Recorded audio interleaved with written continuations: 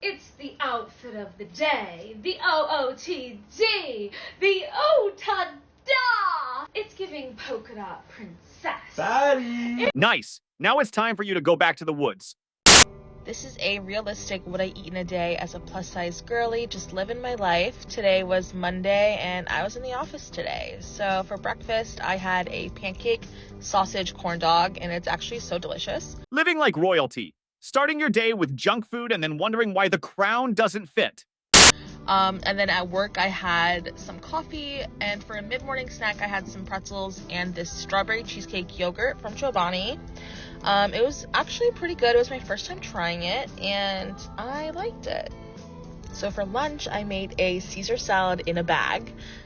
This bag is from Lidl, and I brought some chicken left over from home, and I threw that in the bag. And you know what? This is a nice and easy way for me to eat my lunch out of a bag, you know? It's just the way to do it sometimes. Work smarter, not harder, ladies. Remember when I mocked Americans for eating in their cars? Yeah, I take it back. Bagged salads? Absolute peak efficiency. Your salad's already in a bag, so you're halfway to tossing it in the trash where it belongs. So then I went home, I had a balanced break before dinner, and then for dinner I had mashed potatoes and a chicken cutlet, and then for dessert I had oatmeal raisin cookies, and it was great.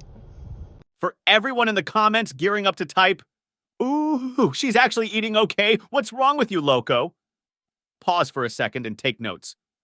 It only takes being a little off track every day for a long time to pack on an extra 100 pounds. You won't even notice it happening. Just a bit of junk here and there, totally normalized. And look where we are today. Don't let that be you. Toss those sugary yogurts in the trash. Don't get me wrong, I love yogurt, but let's be real, it's not healthy. Sure, it's marketed that way, but don't fall for it. You can't trust a food that's called both delicious and healthy. Better to grab an apple instead. No marketing needed.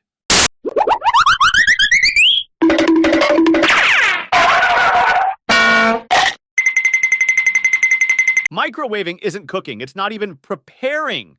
It's nuking. And in my case, it's burning. Cooking is something that makes you and your whole house smell like garlic. Fat phobia is not about fat people. It's about the fear that you'll become one of them. We get it. You've been repeating it for 26 years. Fat phobia is about thin people, straight-sized people, who need to feel above somebody else in society. And when you want to get above somebody, you have two options. You can either build yourself up or you can tear somebody else down. Which of those is easier? Unfortunately, I'm only good at one of those things. After years of soul searching, I chose option number 2, and honestly, no regrets. Big thanks to everyone who subscribed. And they might not even realize that that's why they're doing it. Because when you're told something for so long, man, you really start to believe it. And with this new glint of caring about fat people's health, it becomes easier and easier to ride that moral superiority wave because I'm not being hateful, I'm being helpful. I care about you. So when I really start to feel down about myself, or when people are especially vocal about how they feel about my body, I like to remind myself that it's not about me, it's not about my body, it's about them and how they feel about theirs. I can't help but feel like most of these fat-phobic dialogues are just happening in their own imagination. Or maybe their cats are super judgmental. I don't know. Honestly, I don't know anyone who's that obsessed. Or maybe I'm just not fat-phobic enough? The giant enemy spider.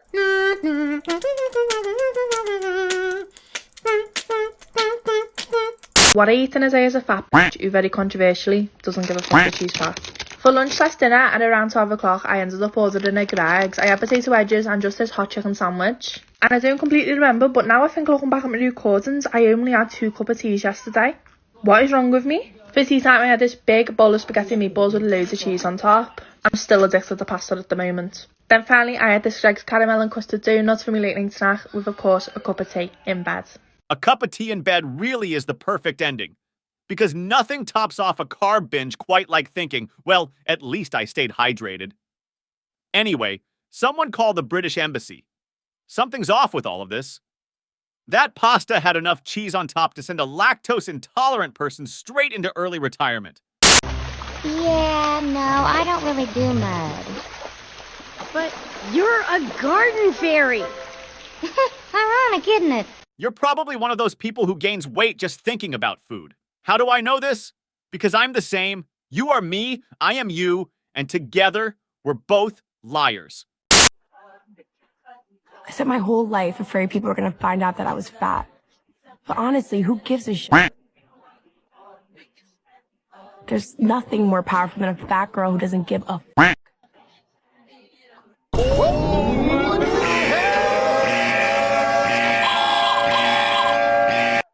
This, according to the latest edition of Things I Just Made Up. Sorry, I'm just angry because I'm hungry. You're not talking about your body in a vacuum. What I mean by that is the way that you talk about yourself and about other people implicitly teaches everyone who has heard you what you think is beautiful, what you think is valuable, and what you think isn't. You didn't get fat because people were talking about how being skinny is beautiful. No, you got fat by ordering 4 orders of Domino's cheesy bread every night. That's how it happened.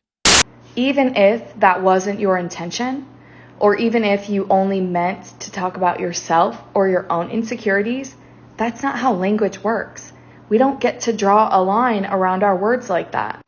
When you cite hating fatness in your own body, everybody around you who has fatness or perceives that they have fatness has learned, they don't like that, and immediately wonders, do they not like that in me?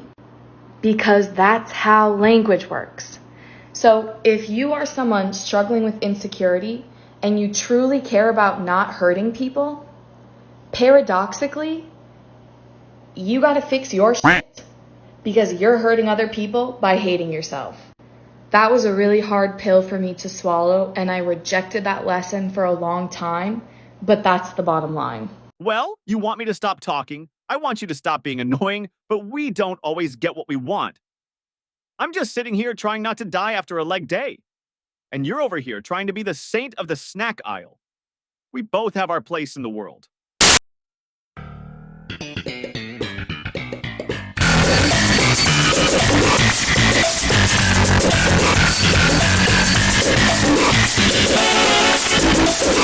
When you are a fat person who then gets skinny and you see the difference in treatment from being fat versus being skinny, I think that you go through a period where you can, you really sit with that, and it kind of breaks you, and you either learn from it and heal and work through it, or you start projecting outward and becoming just like the people who are evil to you, because in your mind you start to think that you deserve that because of the way you looked. And so then you think, oh, those people also deserve it, and if they would just be like me and lose the weight, then they wouldn't get treated like that. People who put in the work deserve to be happy with their results. Maybe it's time you look in the mirror. Just saying. Instead of them going to the realistic side of nobody deserves to get treated like that regardless of what they look like, because in their mind that would destroy the hierarchy. Then it would be well, why did I get treated like that? I didn't deserve that. There will always be a hierarchy between the people lying on the couch whining and those out there grabbing all the prizes. It's just the natural order of things. Of course, the ones on the couch don't realize that.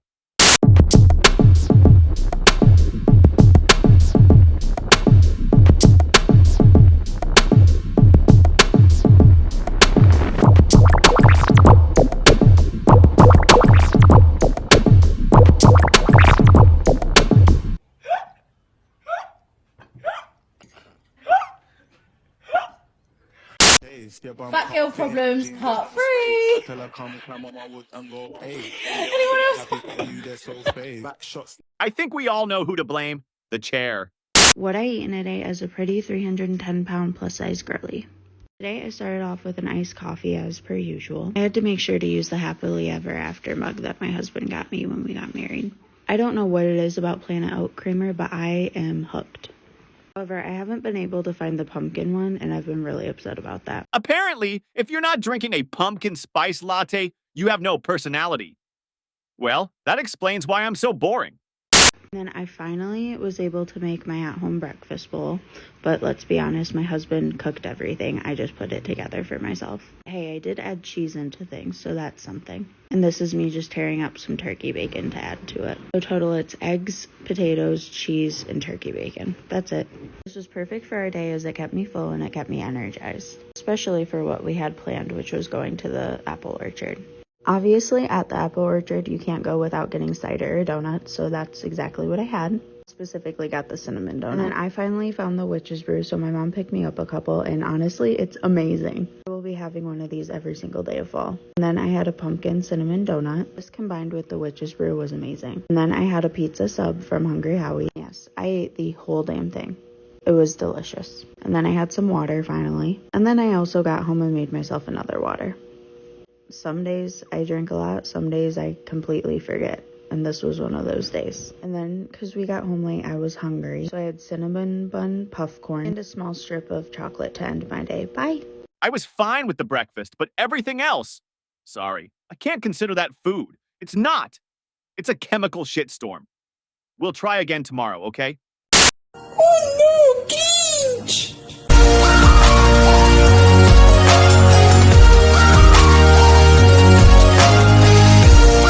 We don't move and burn fuel here. We're a museum.